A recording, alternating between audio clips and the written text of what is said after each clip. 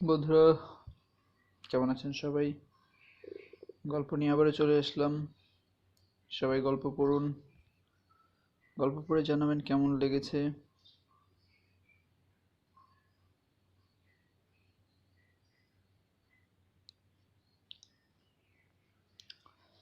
আজকের গল্পের নাম ভালোবাসায় বন্দিনী। লিখেছেন জান্নাতুল নাইমা। পর্ব ৭।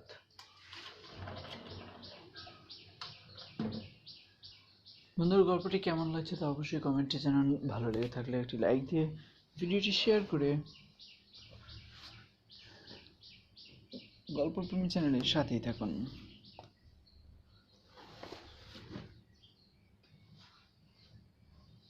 বন্ধুরা, এই গল্পগুলো আপনার কাছে কেমন লাগছে তা অবশ্যই কমেন্টে জানিয়ে দিন।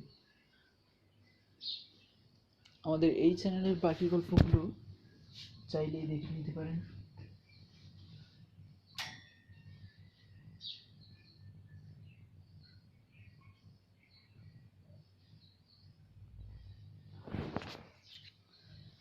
আর অবশ্যই সাউন্ড মিউট করে গল্প পড়ুন প্লিজ।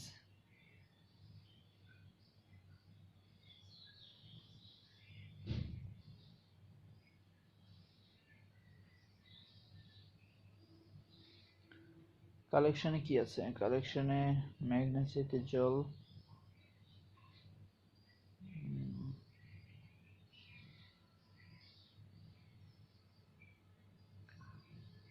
একটুখানি সুখ, দেখতে পাওয়া যায় কিনা একটুখানি সুখ। একটুখানি সুখ কি পাওয়া যাবে? 30।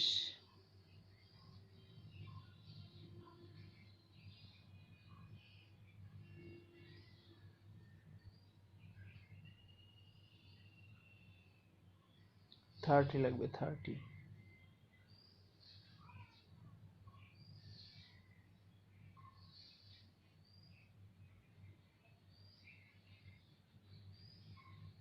31। একটুখানি সুখের 31 পর্ব। হৈমি আপু, হৈমি আপু, কিউট ভাই এসেছে। ওরে বাবারে,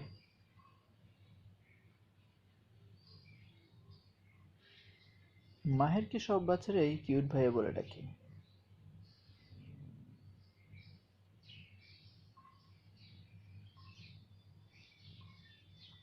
কি যে একটা অবস্থা। হুম,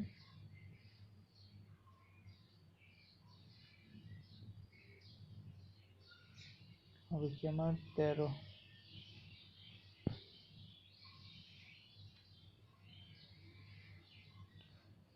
14।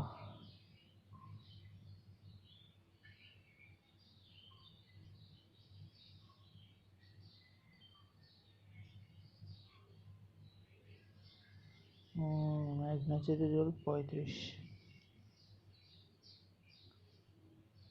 সোনার শক্তি, এটা কত হয়েছে?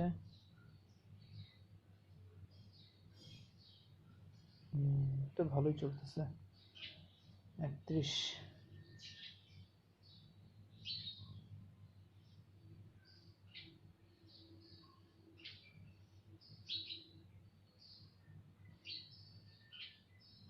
হবে কি আমার 13, 14। রহিমণ্ডল কোথায়?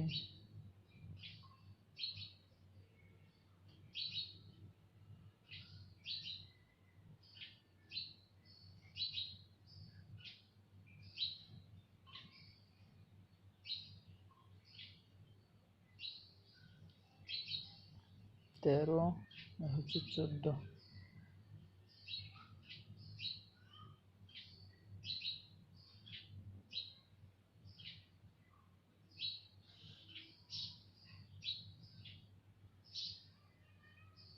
আচ্ছা, এটা আগে পড়ে নেই, তারপর ওইগুলো পড়বো।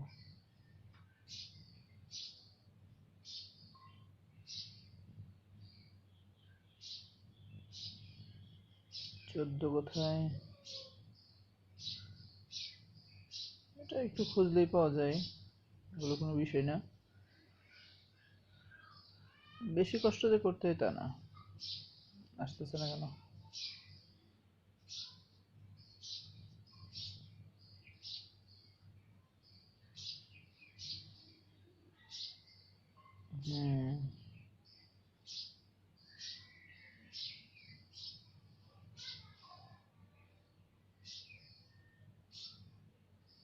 না, দেখা যাক কি হয়।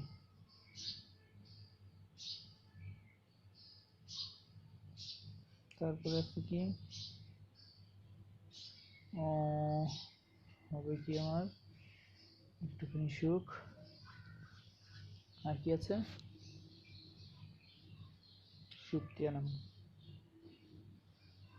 ত্রিভুবনের প্রণয়, 7 লাগবে, 7।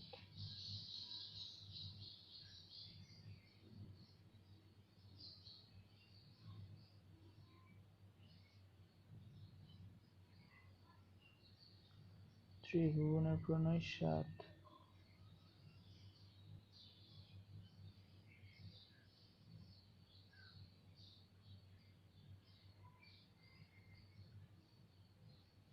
আচ্ছা, আর কি আছে,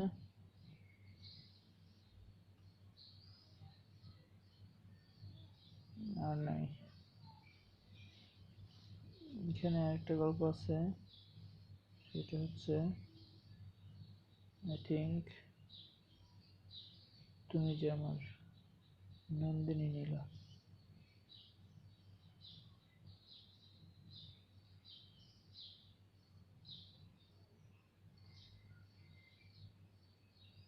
নন্দিনী নীলা।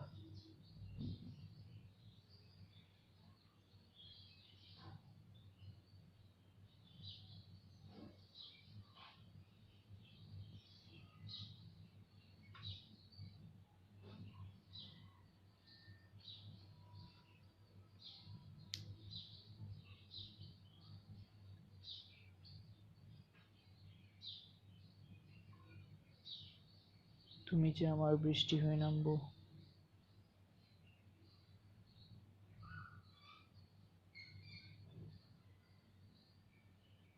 প্রথম পর্ব কখন হয়েছিল, জুলাই।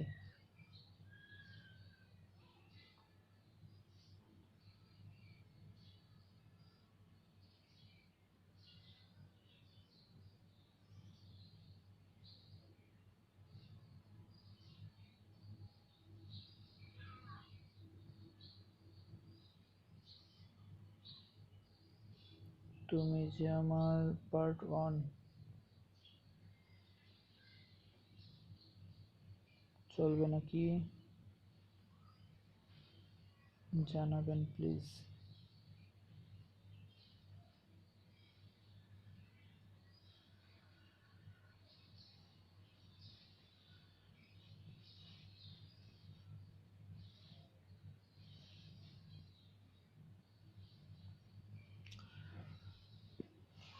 ওইটা কত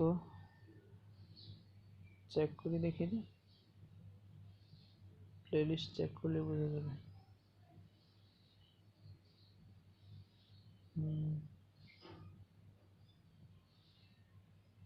হঠাৎ তুমি এলে 6, 7।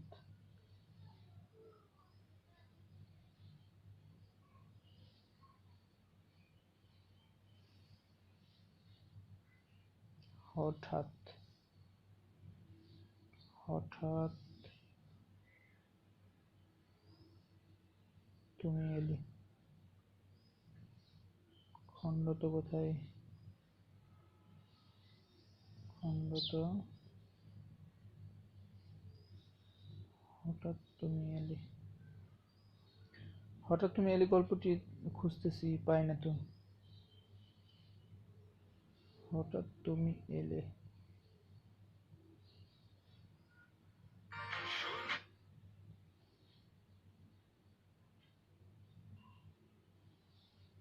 তরিকা।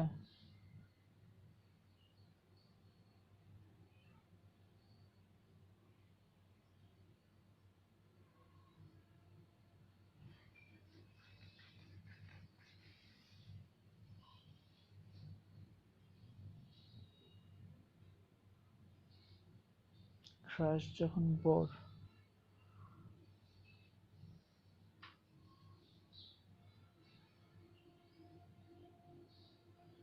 সরি তনু, আমি তোমাকে লাভ করি না।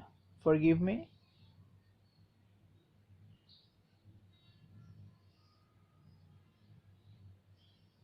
লেখক কে এটা? আফনান লারা।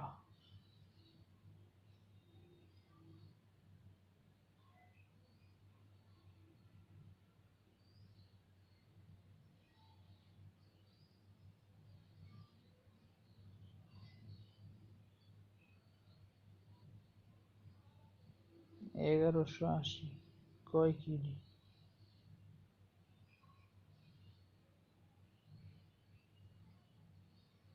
হঠাৎ তুমি এলে,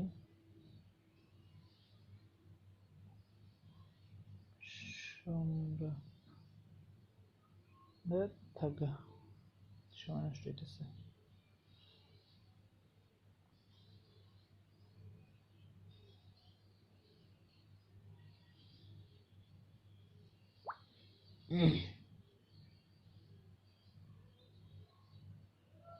কি মেসেজ আসলো? We have updated our terms and services. Okay. আসসালামু আলাইকুম ফ্রেন্ডস, কেমন আছেন সবাই? আশা করি সবাই ভালো আছেন। লাভ ক্যান্ডি চ্যানেলে আপনাকে আবারও স্বাগত জানাচ্ছি। ভালোবাসার সব নতুন নতুন গল্প সবার আগে পেতে লাভ ক্যান্ডি চ্যানেলটিকে এখনই সাবস্ক্রাইব করে নিন। আর অলরেডি যারা সাবস্ক্রাইব করেছেন তাদেরকে অসংখ্য ধন্যবাদ জানিয়ে আজকের ভিডিওটি শুরু করছি। প্রিয় বন্ধুরা, আজকের ভিডিওতে আপনাদের জন্য যে গল্পটি নিয়ে এসেছি সেই গল্পের নাম তুমি যে আমার। গল্পটি লিখেছেন নন্দিনী নীলা। পর্ব 1। বন্ধুরা, গল্পটি আপনাদের কাছে কেমন লাগছে তা অবশ্যই কমেন্টে জানিয়ে দিন। আর ভালো লেগে থাকলে একটি লাইক দিয়ে ভিডিওটি শেয়ার করে লাভ ক্যান্ডি চ্যানেলের সাথেই থাকুন। বন্ধুরা, আর কথা না বাড়িয়ে আজকের গল্পের পর্বে চলে যাচ্ছি। বন্ধুরা, এটি নতুন একটি গল্প। আশা করছি অন্য গল্পগুলোর মতো এটিও আপনাদের মন ছুঁয়ে যাবে। সো বন্ধুরা, বুঝতে পারছেন, নাম শুনে বুঝতে পারছেন গল্পটি অত্যন্ত রোমান্টিক টাইপের হবে। তো আশা করছি আপনাদের কাছে অনেক বেশি ভালো লাগবে গল্পটি। আর প্রথম পর্ব পড়ে জানাবেন কেমন লেগেছে। ভালো লেগে থাকলে অবশ্যই একটি লাইক দিয়ে ভিডিওটি শেয়ার করে লাভ ক্যান্ডি চ্যানেলের সাথেই থাকবেন। তো বন্ধুরা, আর কথা না বাড়িয়ে আজকের গল্পে চলে যাচ্ছি। বিয়ের ভরা আসরে থেকে একটা কালো পোশাক পরিহিত লোক এসে বর্ষার হাত ধরে টেনে হিঁচড়ে নিয়ে যেতে লাগলো। তার মুখে মাস্ক, এই জন্য মুখ দেখা যাচ্ছে না। বিয়ে বাসায় সবাই হতভম্ব হয়ে তাকিয়ে আছে। পরিচিতরা এগিয়ে এসে ধরার চেষ্টা করছে, চেঁচামেচি করছে। এতে লোকটার মাঝে কোনো ভাবান্তর দেখা গেল না। সে বর্ষাকে টেনে হিঁচড়ে নিয়ে যাচ্ছে। তার সাথে গার্ড আছে যারা তাকে প্রোটেক্ট করে নিচ্ছে। কেউ তার ধারের কাছেও আসতে পারছে না। বর্ষার বাবা নিবির আহমেদ এগিয়ে এলো মেয়েকে রক্ষা করতে। তাকেও ধাক্কা দেওয়া হলো। তা দেখে বর্ষা বাপি বলে চিৎকার করে উঠল। হাঁটতে পারছে না বর্ষা, টেনে হিঁচড়ে নিচ্ছে। লেহেঙ্গায় বেজে যাচ্ছে। বর্ষা অতিরিক্ত লম্বা হয় লেহেঙ্গাটা। হুট করে লোকটা বর্ষাকে ছেড়ে দিল। বর্ষা ছাড়া পেয়ে যেন মুক্ত পাখির মতো আনন্দ এক আটখানা হয়ে গেল। আর দৌড়ে দিতে যাবে এই অপরিচিত লোকটার থেকে তার আগেই বর্ষা নিজেকে শূন্যে ভাসতে দেখল। লোকটা বর্ষাকে পাঁজা করে তুলে নিল। বিস্ময়ে হতভম্ব হয়ে তাকিয়ে আছে লোকটার দিকে। কালো সানগ্লাসের পরা লোকটা এই জন্য চোখ দেখা যাচ্ছে না। পুরো কালো আবরণে ঢাকা এই লোক কোথায় নিয়ে যাচ্ছে আমাকে, মনে মনে ভাবছে বর্ষা। বাসার সবাই আতঙ্কিত হয়ে তাকিয়ে আছে ওদের দিকে। বর্ষা ওর বাবার দিকে তাকিয়ে আছে। বাবার কপালে রক্ত। বর্ষা কষ্ট লাগছে। ইস, আমি বাবার কাছে যেতে পারছি না। অসহায় মুখ করে তাকিয়ে আছে বাবা আমার দিকে। আস্তে আস্তে সবাইকে পার করে বাইরে চলে এলো বর্ষাকে নিয়ে। বাইরে এসেও কালো পোশাক পরিহিত তার সাথে হাতে বন্দুক নিয়ে আরো কয়েকজন রাস্তা করে দাঁড়িয়ে আছে দেখতে পেল বর্ষা। বর্ষাকে কোলে নেওয়া লোকটা একটা কালো গাড়ির সামনে এসে থামলো। একদম দরজা খুলতেই হুট করে আমাকে ভেতরে ছুঁড়ে মারলো। আমি চিৎকার করে উঠলাম, কে আপনি? কোথায় নিয়ে যাচ্ছেন আমাকে? ছাড়ুন, আমি বাপির কাছে যাব। ফুপাতে ফুপাতে বললাম। কেউ বর্ষার উত্তর নিল না। বর্ষা কটমট করে তাকিয়ে আছে। ওই ফাজিল লোকটা এসে বর্ষার পাশে উঠে বসল। তারপর গাড়ি চলতে লাগলো। বর্ষা হাঁ করে তাকিয়ে আছে। বারবার বলছে, আমাকে কোথায় নিয়ে যাচ্ছেন? কেন নিয়ে যাচ্ছেন? কে আপনি? কথা বলতে বলতে গলা ব্যথা হয়ে যাচ্ছে বর্ষার। লোকটা মহা খচ্চর, কিছু বলল না। এমন ভাব করে বসে ফোন টিপছে যেন বর্ষা যে এখানে আছে সেটা মিথ্যা। বর্ষার কথা যেন শুনতেই পেল না। বর্ষার রাগ মাথায় উঠে গেল। রেগে ওনার হাত থেকে ফোন কেড়ে নিল বর্ষা। এবার কালো পোশাক পরিহিত লোকটা বর্ষার দিকে তাকালো। রেগে নাকি বোঝা যাচ্ছে না, কারণ তিনি মুখে মাস্ক নিয়ে রেখেছেন আর চোখে সানগ্লাস। বর্ষা কথা বলার জন্য মুখ খুলবে তার আগেই ফট করে লোকটা বর্ষার গালে ঠাস করে চড় বসিয়ে দিল। বর্ষা গালে হাত দিয়ে তাকিয়ে আছে লোকটার দিকে। জীবনে কেউ বর্ষার গায়ে হাত তুলেনি। বর্ষা বাসায় একমাত্র মেয়ে, খুব আদরের। প্রথম কারো হাতে থাপ্পড় খেয়ে বর্ষা হতভম্ব হয়ে গেল। সাথে সাথে ভ্যাঁ ভ্যাঁ করে কেঁদে উঠল। লোকটা বর্ষার দিকে আরেকবার তাকালো, তারপর চোখ সরিয়ে নিল। বর্ষা কেঁদেই যাচ্ছে। এই লোকটা আমাকে মারলো কেন? কেন নিজে জোর করে নিয়ে এলো, আবার মারছে? ডাকাতের খপ্পরে পড়লাম, এখন আমার কি হবে? বর্ষা নাকের জল চোখের জল এক করে কাঁদছে। হঠাৎ খেয়াল করলো বর্ষার পাশের ফাজিল লোকটা ওর দিকে একটা রুমাল ধরে আছে। বর্ষা কিছু না ভেবে রুমাল নিয়ে নাক চোখ মুছল। তখন খেয়াল হলো রুমালে আমার মেকআপ উঠে যাচ্ছে। ইস, আজ বিয়ে ছিল, কত সেজেছিলাম। বিয়েটা হলো না, মনটা খারাপ হয়ে গেল। বর্ষা রেগে আবার বলল, এই যে আপনি, আপনি কি বোবা? কথা বলতে পারেন না? এত কথা বলছি আর আপনি মুখ ঢেকে মেয়ে হয়ে বসে আছেন কেন? আপনি আমাকে বিয়ে থেকে তুলে আনলেন কেন? আপনার জন্য আমার বিয়ে ভেঙে গেল। রেগে বর্ষা ওনার হাতের বাহু ধরে ঝাঁকাতে ঝাঁকাতে বলল। লোকটা রেগে ফোনে কিছু টাইপ করে বর্ষার সামনে ধরলো, তাতে লেখা, কথা অফ করো, না হলে আমি অফ করাতে বাধ্য হব। লেখাটা পড়ে বর্ষা নিশ্চিন্ত হলো এই লোকটা বোবা। এই বোবা লোক আমাকে কিডন্যাপ করলো কেন? কি উদ্দেশ্য এর? আপনি তাহলে সত্যি বোবা? আপনার জন্য একটু কষ্ট হলো, কিন্তু বেশি না। কারণ আপনি আমার বাপির মাথা ফাটিয়ে রক্ত বের করেছেন। আমাকে বাপির কাছে নিয়ে চলুন। আজকে আমার বিয়ে, আমি আপনার সাথে কোথাও যাব না। রেগে তাকালো লোকটা, তারপর সামনের লোকটাকে কিছু ইশারা করলো। লোকটা একটা স্প্রে দিয়ে বর্ষার মুখে অবাক হয়ে তাকিয়ে আছে। বর্ষা, কি এটা? উনি হুট করে স্প্রে আমার নাক মুখে দিল কেন? সাথে সাথে বর্ষা ঠলে পড়ল পাশে বসা লোকটার উপর। চোখ ঝাপসা হয়ে আসছে। স্যার, মেয়েটা খুব বেশি কথা বলে, তাই না?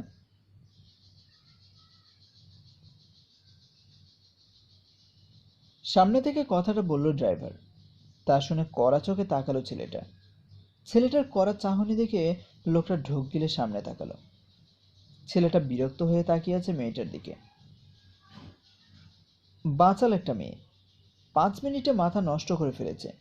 এত কথা বলতে পারে? উফ! এক হাত উঁচু করে কপালে রাখলো। মেয়েটা এখনো ওর বাহুতে পড়ে আছে। গাড়ির ঝাঁকুনিতে ঝুঁকে নিচে পড়ে যাচ্ছিল দেখে তাড়াতাড়ি তাড়াতাড়ি ধরে সামনে নেই।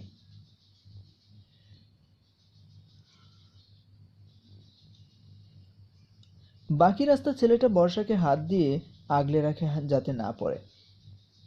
এসব করতে বিরক্ত হলেও করে। চোখ পিটপিট করে খুলে বর্ষা আকাশ দেখতে পেল। বর্ষা ভ্রু কুঁচকে আকাশের দিকে তাকিয়ে আছে। এই আকাশ কোথা থেকে এলো? বর্ষা ঘুমিয়েছিল তখন থেকে, তখন ওটা একটা বাসায় এনে রেখেছে। আর বর্ষা ভাবছে, আমি কি খোলা আকাশের নিচে ঘুমিয়েছি? কিন্তু আমার তো বিয়ে ছিল, ঘুমালাম কখন? মাথা চেপে উঠে বসলো বর্ষা। মাথা ব্যথা করছে। নিজের দিকে তাকিয়ে চমকে উঠল বর্ষা। ওর শরীর এখনো বিয়ের পোশাক। হঠাৎ মাথায় এলো ওকে তো একটা গন্ডারের মতো লোক কিডন্যাপ করেছে। হুম, সে কোথায়, আমি কোথায়? মাথা উঁচু করে আশেপাশে তাকিয়ে চমকালাম। এটা তো রুম একটা। তাহলে আমি যে আকাশ দেখলাম? উপরে তাকিয়ে দেখি উপরে আকাশ পেন্টিং। নিজের মাথায় চাপড় দিয়ে বলল, মাথা খারাপ হয়ে গেছে তোর বর্ষা? আমাকে এখানে এনেছে ওই কিডন্যাপাররা। ওনার কি মতলব? আমার সাথে কি শত্রুতা তার? ভাবতে ভাবতে বিছানায় থেকে নামলো বর্ষা। রুমের মধ্যে একটা বিছানা ছাড়া কিছুই নেই। বর্ষা উঠে দরজার কাছে গেল, দরজা লাগানো। উফ, আমাকে এখানে বন্দি করেছে তাহলে? বর্ষা দরজার মধ্যে কয়েকবার ধাক্কা মারল, খুলছে না। বর্ষার চোখ ছলছল করছে। কি উদ্দেশ্যে এই লোকটার? কেন ওকে ধরে নিয়ে এলো? আব্বু আম্মু কত কষ্ট পাচ্ছে বোধ হয়। লোকটা তখন কি দিয়েছিল ওর মুখে যে ওর কিছুই মনে নেই? শত চিন্তা করেও মনে করতে পারল না বর্ষা। রাগে দুঃখে কান্না করতে লাগলো বর্ষা। এই হলো বর্ষা, আম্মু আব্বুর একমাত্র আদরের মেয়ে। ওর ভাই বোন কেউ নেই। আজকে ওর বিয়ে ছিল অভ্রের সাথে। অভ্র ওদের তেমন পরিচিত কেউ না। সে নাকি ওকে ভালোবাসে। তাই বাসায় বিয়ের প্রস্তাব নিয়ে আসে। সে একজন ডাক্তার, পরিবার ভালো, তাই আব্বু রাজি হয়ে যায়। বর্ষা ইন্টার সেকেন্ড ইয়ারে পড়ে। ছেলে খুব ভালো, এই জন্য আব্বু দ্বিমত পোষণ করেনি। ছেলে ভালো তাই, কিন্তু বর্ষা রাজি ছিল না। কারণ বর্ষার খুব শখ ও প্রেম করে বিয়ে করবে, কিন্তু সেটা করা হলো না। তার আগেই কিনা বিয়ে ঠিক করে ফেললো। বর্ষার সাথে সাথে না করে দিল। আব্বু অসহায় মুখ করে তাকিয়ে বলল, মা, আমি কথা দিয়ে দিয়েছি। তুমি কি চাও তোমার আব্বুর কথায় খেলাপ হোক? দুটানায় পড়ে গেলাম। আব্বুর অসহায় মুখ দেখে রাজি হয়ে গেলাম।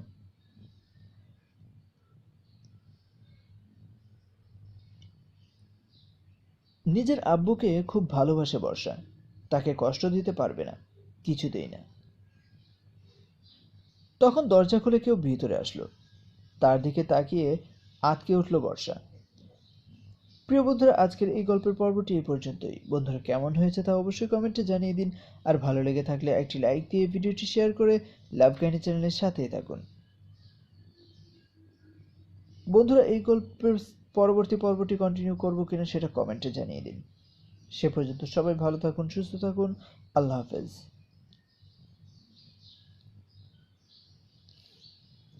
এই গল্প আর কতক্ষণ? ওরে বাবা রে বাবা, এক পর্ব এতক্ষণ? অবস্থা তো খারাপ।